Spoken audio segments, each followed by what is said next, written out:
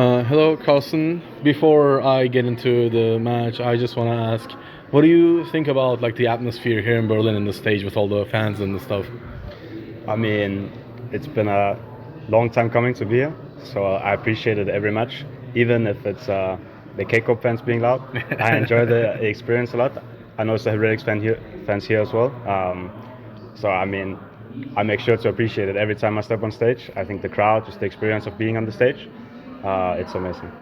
Yeah. Do you think it like affects you or your team in any positive or negative direction? I mean, I think both the team, three rookies. I know for me personally, Yeah. especially the first week, a bit shaky. Like for me, got a bit overwhelming maybe as well, since I was anticipating a lot playing on this stage and then finally getting here. But I know with time, I can also feel it getting better already. So yeah, I think it can push us forward even being on the stage. Yeah, and I mean, I'm very glad you mentioned that because I was going to talk about like rookies because so many rookies here in the LEC and so many rookies on your team and you being here as well, Yeah. first time on stage at age 19, like you're here, you made it. How does it feel overall to like be here for yourself? Not just in here, but when you're out there, even like having been being an LEC player, how does it feel? I mean, still kind of surreal because even when I started playing League, um, I mean, I started when I was 9 years old, but when I was Oh, 12, wow. when I was 12 is when I started watching LEC, and I went to 2018. I saw LEC finals in Copenhagen, and kind of from that moment, watching World year 2018 is when I started wanting to go pro in League.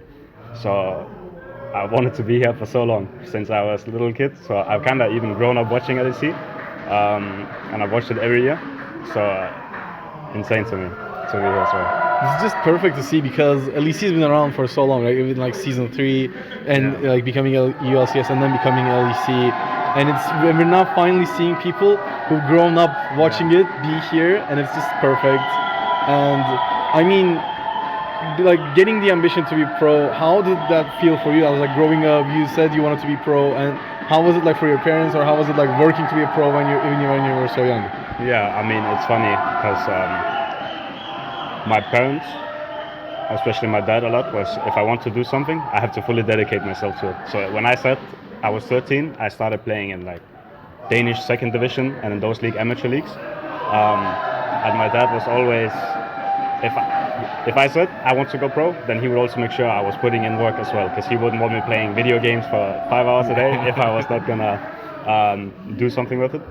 And I remember, so they were always pushing me even, and still now to this day, I talk a lot with my parents. They help me a lot as well,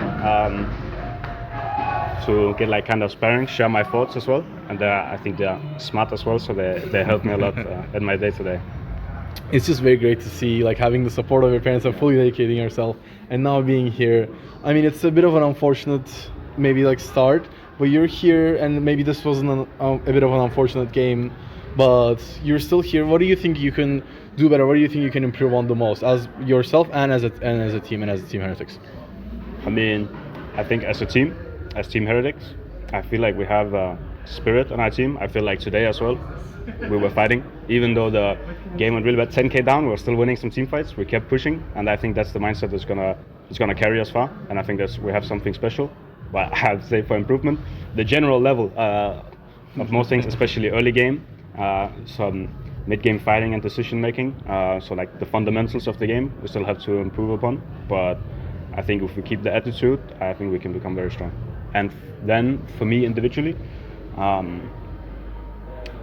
think I have to step up more, like of course individually, my individual play, laning. Yeah.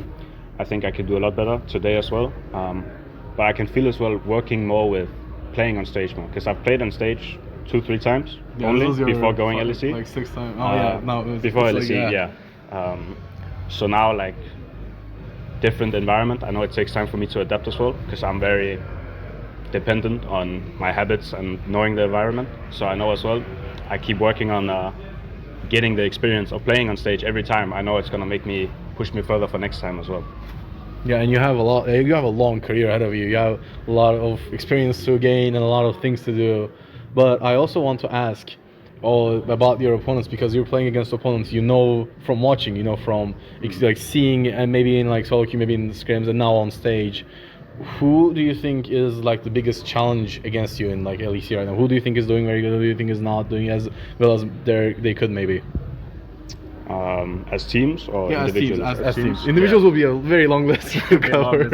Yeah. I think Koi looked very promising, especially this week. I think they look very strong. Fnatic as well. The game against us, we got rinsed. I mean, all the teams that were, I don't know the score now, but 4-1 yesterday. No, yeah. G2 had GX also. GX as well. G2 had a strong showing against them as well today. G2, sorry. But yeah, I mean, I think everyone, like, I guess the scoreline matches pretty well with who I see as the stronger teams right now. That is fair. I mean, everyone's doing as well as they can right now. It's still very much in the winter spirit. And I want to ask, because you're a top laner, you're maybe like in the heart of the lane swapping meta. How does it feel for you? I'm gonna be honest. You can really say you hate it if you want, because most people. I'll be honest, because like lane swaps. I mean, I like it more now because when we were playing EU Masters in spring last year, the meta was like first picking Sec and Sion and trading top tower for bot tower minute 10. That was way worse than what we're having right now. This is just the first 3 minutes and we're back to laning. But still, I think it limits top lane champion pool a lot. As well in summer split, I was playing picks like Varus top lane, Seri top lane, using flex picks. I think right now with lane swaps being so easy to pull off, you can kind of swap and you're not missing out on anything. You can go even in gold and you just dodge the top lane matchup or the bot lane matchup for that sake. So it makes it very hard to go for these niche picks in top lane. So I think it is getting quite boring. Not quite boring. I still enjoy the game, not to make it sound like this, but I would love for lane swaps to be removed because I think it brings more excitement, variety. As well, if you're going into a hype game, you see, oh my god, these two top laners are playing against each other. And then for the first 5 minutes, like 8 out of 10 minutes, they're not even playing against each other. They're not even laning. So I think it would bring more hype back and excitement. Not only for me as a player, but I think for fans as well. It's more exciting to watch the game. Yeah, I definitely agree with that on all fronts because it's just so much more fun to see top laners doing best as they can to challenge each other and bot laners doing the same, whereas now top lane just sits under the tower, farms, and then maybe goes back. And as well, in top lane, such a big part of the lane is the first few levels.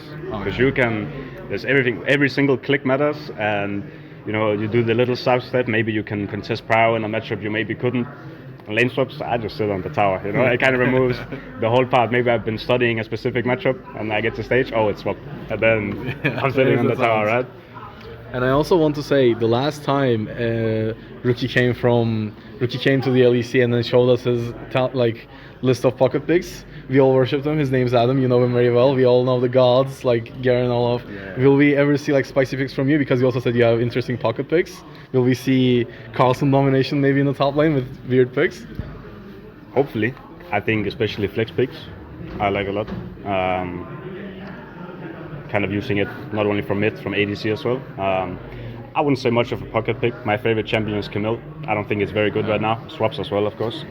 Hopefully, I can get to play it soon. If you get like an early game meta, it will be useful, or like something that fits Camille also. Yeah, of course it has to fit. But right now, the Camille angles are slim in the drafts. But hopefully, soon.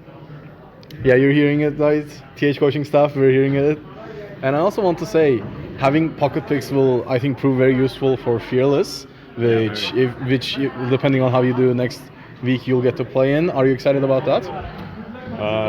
Yeah, I mean, I think Fearless. I played Fearless for a winter tournament last year in the Spanish league, where I think for best of threes, in my opinion, Fearless doesn't make much of a difference. You kind of see. I mean, since it's full Fearless, where if I pick a champ, enemy can't play it, it might make a bit more difference. But I think in BO5s, when you get to game 4-5, when Fearless, I really like it. I think it's very exciting. But for the best of threes, I mean, we'll see. Because LEC teams might also have a different approach to it than what I've seen personally. But oftentimes the BO3s are kind of similar to the drafts in BO1s. But I think it's a fun factor to play with. Yeah, that's very great to hear. And I'd love to keep you here more, but I think we're running out a bit low on time here. So I'll just ask one last, if you have any message for the fans out there, and then I can send you on your merry way. All right. I mean, for all the Heretics fans, I appreciate all of the support. and I know 2-4 now, the score not everyone is hoping for, but and I know this might be corny to say, or everybody says it always, but trust the process. Still a very young team, some young players, and I know with what we have within the team, the spirit, the attitude, and if we keep at it, I know we'll make it far. I know I'm only just starting, and I will make the Heretics fans proud, and that is my goal, to keep it pushing. So thank you guys so much. Vamos Heretics.